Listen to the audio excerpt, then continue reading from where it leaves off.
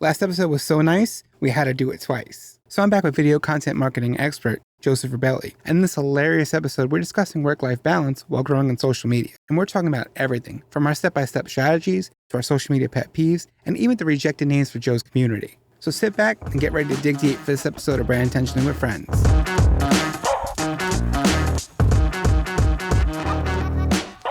And I have some keywords that I use in my business all the time as a brand. If you ask me what are the value that I stand for as a brand and as a person, one is impact. I want you to come to the page and walk away with either a tip about confidence, feel like that you're more confident when you came back, or giving you that tips about business that helps you to replace that stress with strategy. When I give you more of a business tip, this is also the tagline of my agency, replacing stress with strategy. It's really about people come to me because they know the value of digital marketing, but they don't know how to handle it, or it's too much for them. So they come with me and they take my social media services or my content creation services or my branding services. Another keyword is freedom. I want to be able to do what I do, but also at the same time, working to live, not living to work. I love to travel. I love to meet new people, which is leading me to the next word, which is connection. And this is the whole point of social media. Social media for me is a place where I can give impact with my experience, my knowledge, and my perspective, and then make connection with new friends, new prospect, new clients, whatever that might be. And the expertise is what I deliver. It's a circle that closes perfectly together. So when it comes to connection, I think that's really key because I don't need social media for my business, right? I never did. I was off social media for many years and I still had a viable business that was growing. It's all about how you handle it, right? So being on social media now, I'm not going to lie and say it doesn't help. Obviously it helps, right? You're getting more exposure. Exposure is going to help. But my business was mostly referral based because I've been doing it since before social media was even a thing. MySpace was just starting, and that's when I started, coding and doing graphic design, and I started growing a business when I was in my teens. So I already had that following and that referral base that I didn't need social media. I still don't need social media if I don't want to do it. So it's more about the community aspect. It's more about making an impact bigger than money. I could save a hell of a lot of time if I just say forget social media. But the whole point is I want to build that community. I want to help people see that hey, this is possible for me to do this. If he can do it, I can do it. And I think that's really special because when we talk about audiences, right? I call them my community. And something that I always notice that you do is you call them your tribe. Yeah. I just think that's a special relationship that you're building. Yeah, but it took me a year to find a name. I remember posting it on social media, asking on story to this tribe. I was like, how should we call you? What's the name? And people were coming out with so sad. The Joe Club. And I was like, that sounds like a strip bar. I was like, I don't really liked That definitely sounds like a New York City strip club. It's Joe Club sounds like an OnlyFans page. But I was like, no, that's not. And Tribe came to me because I went to a PR event. And I was talking to a friend of mine, she works in PR. We went to this beauty event in New York. She said to me, oh, wow. She went to my page and said, oh my God, I love your page. You have a really cool tribe. I was like, sorry, what did you say? Tribe. I said, oh, I like this. I'm going to use this. And then I didn't even announce. People made a huge announcement about it. I was like, oh, from today, we're going to call you. There is my niece. She calls me when we play together at Christmas. She went to my Instagram. She loves TikTok. She's 7 years old. So she does all the dancing with Adam's family on TikTok. And then she went to my Instagram and she's like, oh, Joe is very popular on social media. So these are all the Jojo babies. And I was like, Jojo babies is fun, but only in private. Because it's and then I was laughing with my friend and I was like, can you imagine if you open for the gay community, you call it Jojo babies? And it's going to be like a dating site for sugar daddies. So I was like, I can't do it. So no.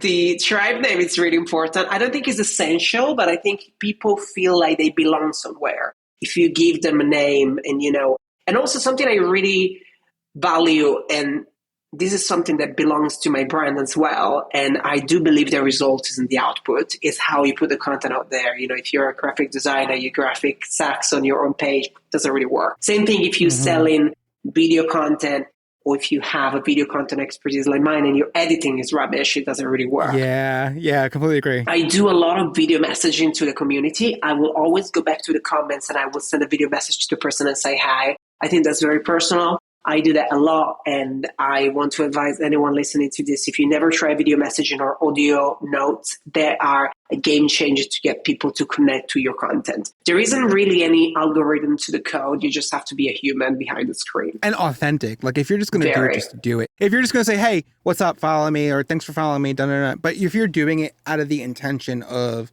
just do it, it doesn't really work. Like people can sense and feel that. I know like when you message me, I'd listen to it and like it felt like you actually sent me a message. Like it's not something that you just sent to everybody. You know, we talked about New York. We talked about, you know, you moving here and all that. It was like authentic, a real conversation, and it had nothing to do with business at all. Well, this is one of those things. I don't use automations on my page. I use automation on some clients' content because that's very transactional. So, for example, I work with like dentists, dermatologists, I work with law firms. They are more of a service-based business that is more corporate. Yeah. So it makes sense. It's not very personal. Exactly. Yeah. So it makes sense to have those elements in place to be more automatic. But when it comes to my page, I wouldn't want to preach community and the importance of it on my page, and then you go to my DMs and you get a bot. That's not for me. It never really worked for me. It works for a lot of people. I don't think that's really aligned with me as a person. But work is subjective, right? What does it mean that it works? What's your definition of that? Is your definition of that you're growing your page, or is your definition of working actually connecting with your people to grow them, like in an actual sense of like community growth? That's a very great question, because I believe what happens to a lot of experts, a lot of professionals that use automations on their own page is to make sure you have that task ticked off out of your list. So that doesn't always mean connection. So to me, sending a welcome message to everyone in automatic doesn't bring any benefit to me. It's not personal. It's not relatable. I didn't write it, so I don't probably even see it because I didn't write it or I didn't send it. It's a bot that does it for me. So to me, it just ticked the task off my list because I sent a welcome message, but probably that welcome message is not going to get an answer. If it does, it's a very, very simple answer. So I would rather take time. Maybe I don't do it very often. Full transparency. I'm not sending welcome messages to everybody. I was going to say, let's preface that just in case somebody does follow you and they don't get a welcome message. You don't start getting this hate DMs and everything like, screw you, Joe, you didn't message me. Exactly. No, I don't send them all the time because I find it difficult. Sometimes I always say to people, if you really want to connect with me, make sure you comment on my post. And I don't say that because I need the engagement, but it's more about because I go through the comments and I reply individually. So when I do, I often send a welcome message, or I often say, oh, by the way, thank you so much for your support. I did see that you've been commenting for the last 3 posts and I didn't send you a welcome message. Here we go. So I always do that because that's the way for me. My engagement strategy, it's very much going through the comments, then going to the DMs, and then going to their story. So I have a 3-step strategy. Yeah, well, I mean, people just message you for everything because they want something from you all the time now. Yeah, right? exactly. So if you see them in the comments actually engaging with you and talking to you, then you know they're probably an authentic person. It's funny because me and Dahlia for reals, for those who don't know, we were talking the other day because there's this big creator and I got a message from them. They're saying like, hi, Garett, love your content, typical marketing line, right? And I sent it to her and she's like, oh, I just got one too. And she sent me the screenshot and it was word for word the same thing. So it's like something that could have been authentic and real isn't really that big of a deal because what's the meaning of it if it's just sent to everybody? You know, it's really interesting because I have a creator that I am a bit in between because I like the content. I just don't like the person behind it. I feel the same way. Yeah. So there is this guy that I follow. He's brilliant. He has about 600K followers.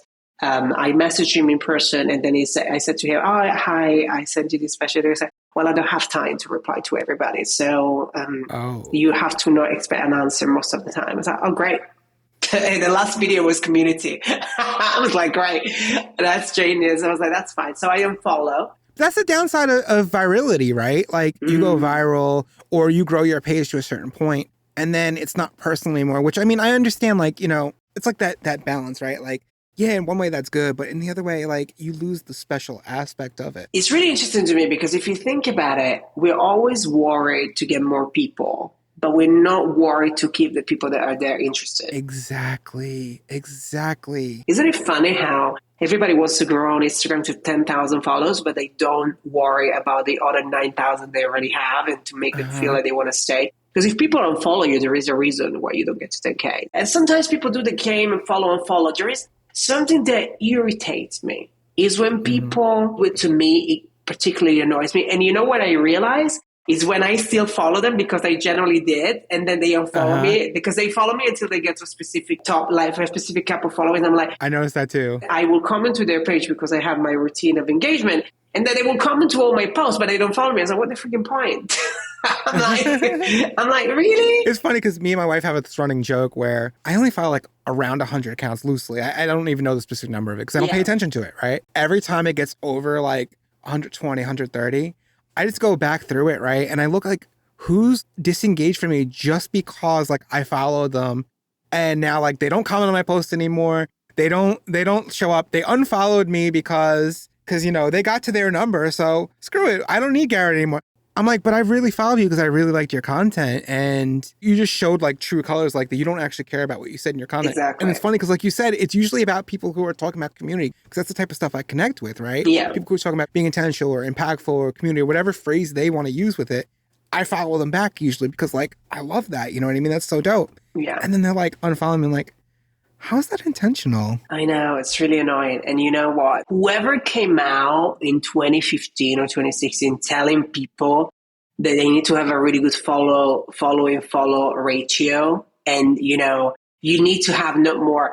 I want to get that person. I want to punch it in the face because it's just literally it's the biggest BS ever. Mm-hmm. I mean, unless you have 7,000 people that you follow and that you generally like, which nobody does. But I mean, realistically, I have 1,500 people that I actually generally like content about. So I follow all of them. And, you know, I have a social media manager in the past. I mean, oh, well, you follower following, it's really bad because you following 15. I said, I have an account with over 40K people and I follow 1,400. So I was like, my ratio is not bad first. Secondly, I don't really care because I actually generally like these people. Exactly. And the other thing with me though, I could genuinely like 1,000 people, right? Yeah. The problem is my brain, the way I am, I have too much anxiety. I can't follow mentally 1,000 people as much as even if I would like to. I can't keep up with that noise. I have a hard time keeping up with, you know, 100 to 200 people that I generally like try to look out for their content. Yeah, no, it's normal. I have such a hard time as it is. I don't have enough time in the day to serve clients, be on social media, make content to help people, and then also look at other people that I genuinely care about and want to support. Like, this is not enough time in the day. So I usually unfollow people that are not active. So if you haven't been active for more than 3 months in the page, I will probably unfollow. And if I haven't interacted with your content for the last 6 months for whatever reason, or if you don't follow, or if we follow each other at some point and you don't follow me anymore, I just will unfollow. But yeah. If you're just trying to do the, you know, the follower game, then I don't even want to associate myself with you. Exactly. Yeah, exactly. You know, I am terrible because I don't really go through the list of who I follow very often. So sometimes I might follow people for a long time and I'm like, why did I follow this activist? It's about one thing. Maybe I like one post, maybe I follow them and I'm like, wow, he's talking about the importance of bee in the planet. I don't even have bee content in my, you know, it's another thing. Also, I don't post on TikTok and I use TikTok only for scrolling. I always say that I have the craziest algorithm there because I don't really post anything. So it's just really about me. So I get like tutorial, get ready with me, or like and I'm like, so it's just random. So it's my friend and I, we send each other TikTok. So I only have one account. So it's really bad. So it's a mix between New York sightseeing, London sightseeing, Chinese apartment that are very tiny. So so it's really funny. Those capsule hotels. I find that stuff so fascinating. I mean, I'm a big dude, but I can't imagine myself being in one that was slightly bigger. I know. So I have a question. What is your guilty pleasure content that you consume when you don't work? Oh, it is definitely YouTube, and it's usually some type of gear, whether it's photography gear, tech gear, stuff I don't even intend to ever buy. I obsessively want to see all the reviews. I want to know all the tech. I mean, that's like my childhood, like, obsession, like, is tech. Sometimes it leads to spending money on shiny objects and of things that you don't need. Yeah, Let's be honest. It happens to all of us, right? So for me, my content that is just not related to work that I love to enjoy is ranting content about celebrities. So I love celebrity drama. Oh, God. I do love celebrity drama. I can't lie about that. I do follow a few on TikTok. I am not interested on influencer drama. Never. I never watch any of them. There are a couple of creators that I follow that I used to follow and I used to find really interesting, but usually it's humor stuff. I like very sarcastic humor. So when people are sarcastic, I will follow them. I follow a lot of comedians. So something I always do because I travel quite a lot, I will always speak inspirational words to go from TikTok. That's always something. So I went to the Elton John pop-up store in London a few weeks back. It was fantastic. Have you ever seen Elton John live? Yeah. I took my mom for her birthday one year. Phenomenal. Yeah, so I seen him last year at the Saks Fifth Avenue opening of the Christmas lights. He was on concert. I seen him for free. So nice. It was amazing. I was there. I went to Saks to get some shoes, and then the lady was like, "Oh, we're closing at 6:00 because Elton John is here." I said, "Elton John is here? What do you mean?" And he was like, "Yes, he's performing outside." I was like, "Oh, sorry, I don't have the tickets." So you don't need a ticket. I said, "Do I not?" I was like, "Oh, that's interesting." So he said, "Well, if you want to stay around," I said, "Well, let's grab a latte and just meet Elton, shall we?" So it was so funny. So I do follow quite a lot of inspirational stuff to where to go on holiday, like trips. I am so bored with people flashing how much money they have, how many cars they have. That's just, it's so annoying. These life casters. That's been since the early Facebook days of people just taking pictures with their money as a phone and, oh my and God. stuff like that. And it's funny because it always comes around tax season, right? Like they get their refund and they're like, "Oh, look how much money I made in my business today." No, you didn't. Come on, let's be real. No, you didn't. It's so annoying. Honestly, something that annoys the hell out of me. Let's talk about something that I had it with on social, okay? So manifesting. I was listening to a podcast and they talk about the same thing. So I'm going to quote these ladies because they are from TikTok and they have this podcast, or I had a podcast. So I need to quote them because that's not from me. It's not plagiarism. They mentioned it, but I do agree. And if you've never seen it, it's like people having the very flashy Range Rover, the Birkin bag from Hermes, 27 Rolexes that they bought on DHgate. And then, and it's like, "Oh, this, you see my life? I manifested it." I'm like, fuck off. If you go down to it, it's just that usually is either they don't pay tax or they have a sugar daddy or they just have rich parents. It's just like, I had enough of this. It's usually the last one. Yeah. Well, do you know what? I went to Starbucks with my friend. We were laughing about this guy that he's a pilot in London.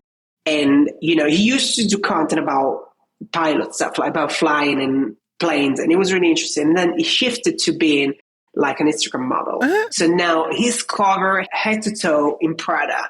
I think if he opens his tongue, it's probably Prada as well. It's Prada everywhere. And then it's just like, his personality is Prada now. It's Prada. And then he's just very flashy hotels, and then he has these very flashy cars. And then I was just like, and then my friend's like, "This is crazy. How much money does a pilot make?" I was like, "Not enough money to have a Range Rover SUV, babes." It's like, and to me, I'm like, really? What this is about? And this is what you realize people, this is what you are engaging with their ego on social media. It's not really anything else. It's kind of going back to the trend hopping thing, right? Where people just like try and go on what's hot and try to be associated with what's cool. So this pilot's trying to be associated with Prada because Prada's like in right now. It's belonging, isn't it? People want to belong somewhere. So what are your thoughts on like trend hopping versus standing out? Where do you think the correct balance is into actually build your own tribe? Great question. So it depends what your purpose is. So I always talk about this. I divide my strategy on social media into different seasons of business: awareness, engagement, lead generation, and sales. So I divide my content based on that. Each piece of content has a purpose. So if I am looking to gain awareness, I will probably jump on a trend because that allows me to usually have a shorter video, probably 10-second max, put some text on the screen and then put the value on the caption. And I know that video will generate more views, but it will usually have less engagement. But that video will allow me to reach possibly new people because it's shorter, so it would be pushed more. Another thing is if you want to build your account quite fast, jumping on trend is a great trend. It's a great way to do it. I don't do many trends personally, I usually do trending sounds. Sometimes the problem is I am very slow to understand what the trend is for my account. So I usually jump on a trend that is not a trend anymore. So it just doesn't work. I do love talking reels because to me, I always think about the experience I want my next follower to see. So if I am going to an account, I want to see the person speaking. I want to see their authority through the carousel. I want to see what they sell, and I want to see if they are up to date with the trends on social media. So there needs to be an element for everything. I think balance is key. If you do a content strategy where you're posting maybe every day, you can alternate having a trend, having a talking reel, having a carousel, having a static. If you're posting like me 3 times a week, just do what you're best at for the most part. Yeah, so I do a lot of talking reels. I prefer them. I have a series called Unpopular Opinion where I just rant about social media things that annoy me. Love it. Yeah, so that's usually what I do. And sometimes, you know what, I am very unpopular in this, but because I talk about video, I go live a lot. So live video for me, it's powerful. It doesn't get a lot of views, but it gets great engagement because people connect to it. People know I go live weekly. I haven't done it as much recently, but when I do go live, I try and set up like a second camera on the side of me and I record it. Because then, like, usually there's like at least a few gems, right, that you can sit there and you can cut out and you could use it again and repurpose it for later. I think I've seen one of your video like that. I think I seen it because it was on the side. And I'd rather do that so much more than trends because, like, I tried the trending, especially when I was posting daily. And, you know, because you got to experiment, right? You got to always experiment and try the things in your business. And it just didn't feel right. Like, I made a few of them my own where I definitely did it differently than what other people were doing.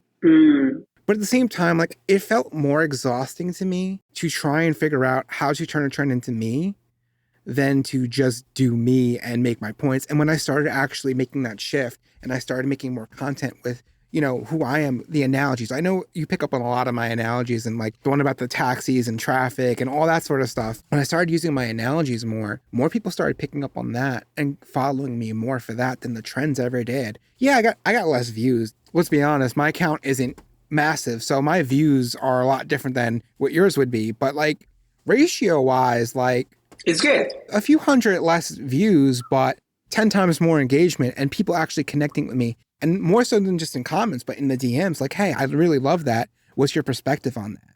Like, that's what it's all about to me. Like, making people think outside the box to grow. Exactly. And it's really about understanding what the purpose of that content is. And sometimes the metrics of that content that you look at are different. So for example, when I post carousels about my offer and what I offer my social media services, usually they get less engagement.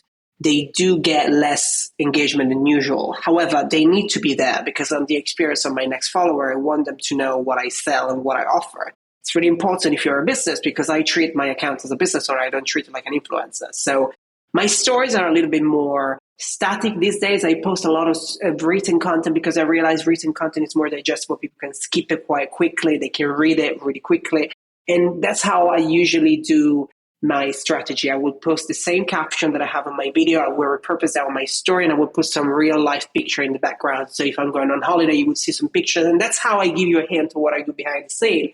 But it's never really, sometimes I do vlogs because I like doing them. I would love to post them on my feed. I usually do them when I'm back from a break. So I kind of give it a recap of what's been happening behind the scene. You want to be there and show up for people too. You don't want to just... Exactly. That's why I stopped using automation in my social media. Like I used to automate like my post to post for me, like so I didn't miss, or if I was busy, I didn't do it. And then I realized the whole point of it for me is to really engage with people. Also, it's accountability. When you're there, you know you have to be there. Like, for example, I post and I know I have to spend an hour there, and that's the only hour I will spend. Another thing that is important is to make sure you have a very good balance between your content. You don't always want to make it preachy. You know, one of the most viral videos that I did, that was the only time I took a trend on, actually, and it worked quite well. I created a character of me and I made it into the Titanic music of the boat. Oh, I remember that. Yeah, so that was really funny because that was literally making a joke out of people getting worried over the Christmas holidays about their engagement. So that was really funny. But that was a very good adaptation to a trend because it was about creating a character. And I thought, okay, so if I do trends, I will use this character to use them so I can take a joke out of it. So I loved that. And I think that was quite funny. But then again, You do it once, you do it twice, you don't want to do it too much. So no. It's the same thing when people have a video when they're controversial and they just get really upset about something, then they're upset every week. And I'm like, calm down. It's social media, no brain surgery. Relax. And it gets too repetitive. Like, if you feel this hot about everything, how am I going to feel about when I work with you? Oh my God. I'm going to think you're just going to be mad at everything I do, and you're just going to make a rant about me on social media. Oh, crazy. I just find that so annoying. And to me, it becomes white noise. White noise, just like the AI tools post. How many tools does a human being need for content? Every week, there is literally a list. I have saved a few. Now I can literally write a book about how to find tools because I have so many. It's just like, how many tools do you need to content creation? How many tools do you need for editing? And what I find really annoying is that most of the time these people don't actually use these tools because I ask. Oh, yes. You ask in the comments, like, so I was thinking about switching to X. What are your thoughts on it? He goes, oh, well, I never used that before. I just found the list to publish it for people. I'm like, oh. Yeah, you went on Google. So it's just...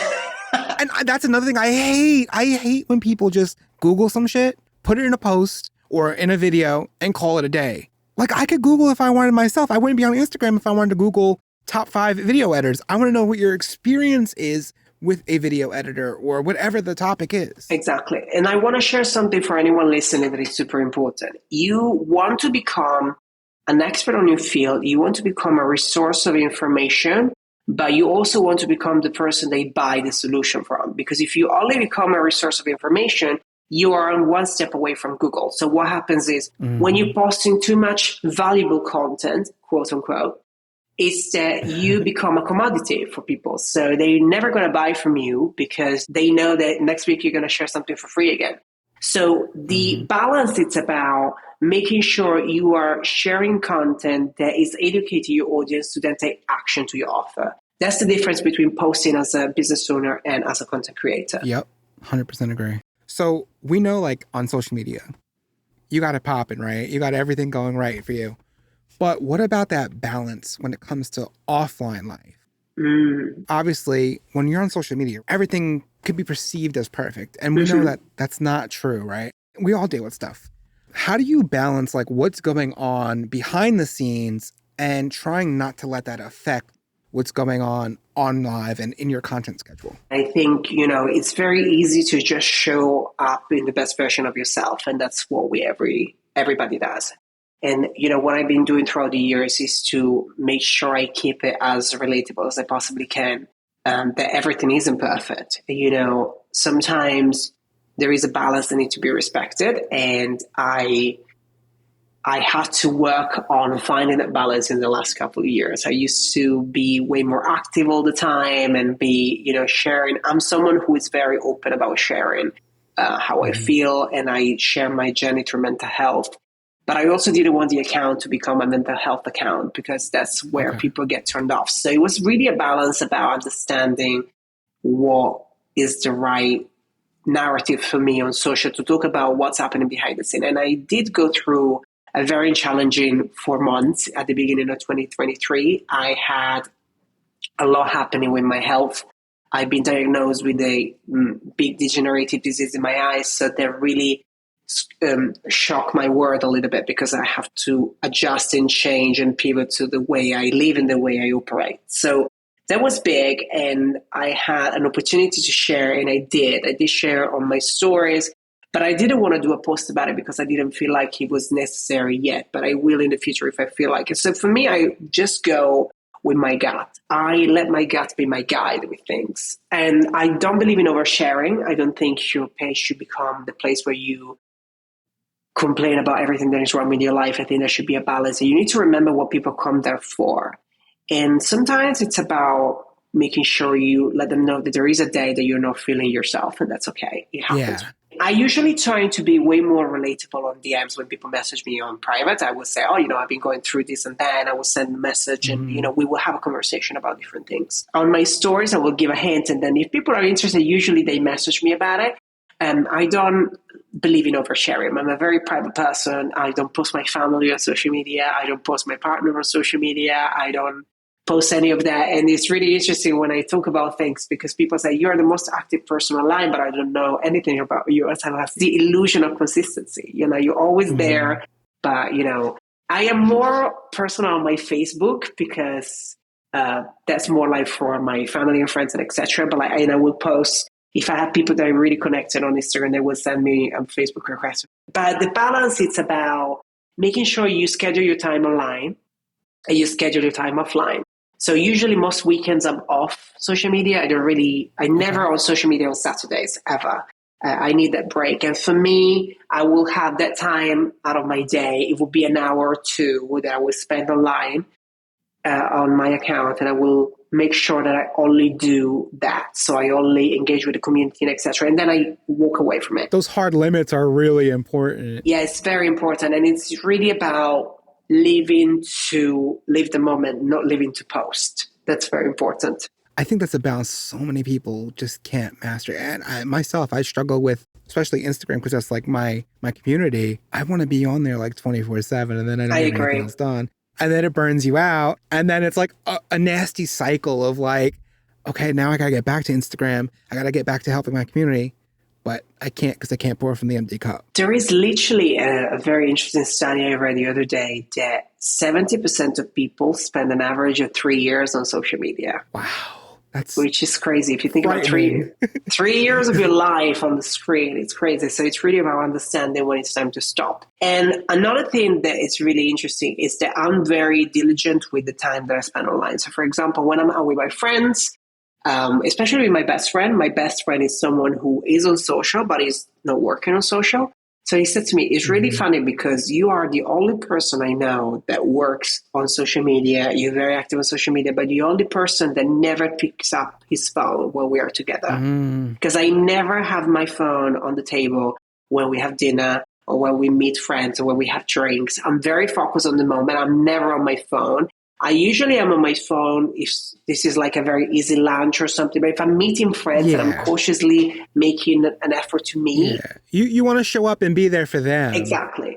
Well, I had friends in the past where they would literally be on their phone for the whole time. As posting the cake. And I was like, I will take a little 10 seconds video on the place where I am and then I will edit it later. I don't have to post it later or something. Exactly. Yeah. You capture the moment really quickly. You do what you got to do.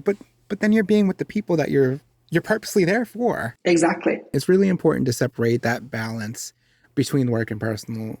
I've had a lot of friendships where it doesn't work out when they do that because then I feel so disconnected. I'm not going to front. I'm easily put off from people. If I don't feel that you want a relationship with me, or if I don't feel that you want a friendship with me, I'm not going to put the effort in on my side because I pride myself when I do something, whether it's business or personal, I do it 110%. Yeah, exactly. I'm very intentional with my time. We only have a short amount of time to live. So if I want to do something and I feel connected to somebody and I want to help them or I want to be with them, I'm going to be with them. But the second somebody really makes me feel disconnected or unimportant, at that point, it's kind of like, okay, well, maybe we need to take a step back from being friends or hanging out, or we can be friends. Agree. Online friends. I suppose it's also what people are using it for. I feel a lot of people need the validation online. I am very much of a person that I don't need to post a picture of me to feel like I'm appreciated. I will post it on Facebook to share a moment with my family that lives away or whatever. Yeah. And then that's it. If people like it, that's great. But I don't need to post for validation. I always say this to the younger people that follow me. It's like, don't look for your confidence on social media because you're never going to find it. When we meet up and we hang out, we plan on creating a certain amount of content or just a little bit of content. But the rest of the day or whatever else we're doing, we're going to put our phones away, our cameras away, whatever. Yeah, exactly. We're chill. We're going to hang out. We're going to talk. We're going to catch up. We're going to be on that personal level. See, I'm terrible with things like that because I meet quite a lot of people in the community when we, when I moved to the US, I have a lot of people in the tribe that live in America. So I met people in New York. I met people in Nashville. I met people, and then I'm terrible because I never document that I do. So I met these people and I never post it. And I'm like, what? And we speak for an hour and I'm like, wow, literally we met on social media. We should have done at least a picture together. It's one of those things. But it's great. It means that you have a good time. That's how much you actually care. It's great. Thank you, Joe. Thank you so much for being on the podcast. Thank you for sharing. I know you're a very personal person. You don't share. You're welcome. It has been a very amazing chat and it was a blast. We had a laugh, and yes, you're right. I'm very personal, but this is the right place to share. With you, I feel very comfortable, and I'm very excited about this podcast. I wish you the best luck. Thank you. Because I think it's going to be amazing. Where can people find you? Yes, so I am at Joseph Rubelli. You can find me on Instagram, which is where I hang out the most, but I am also on LinkedIn as well. You can follow me there too. And I also am the co-host of the Digital Bosses podcast with my business partner, Claire.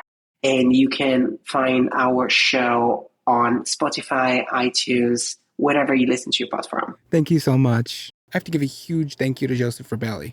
It's truly always a great time talking to Joe. Not only is he fun, but he's also extremely educational. I hope you found a little inspiration to better your work-life balance and managing social media for your business through this episode. You don't have to listen to all the gurus telling you need to do something, rather than what feels right for you. And if you love this episode, remember to subscribe. I'll catch you in the next one, but remember, burn intentionally.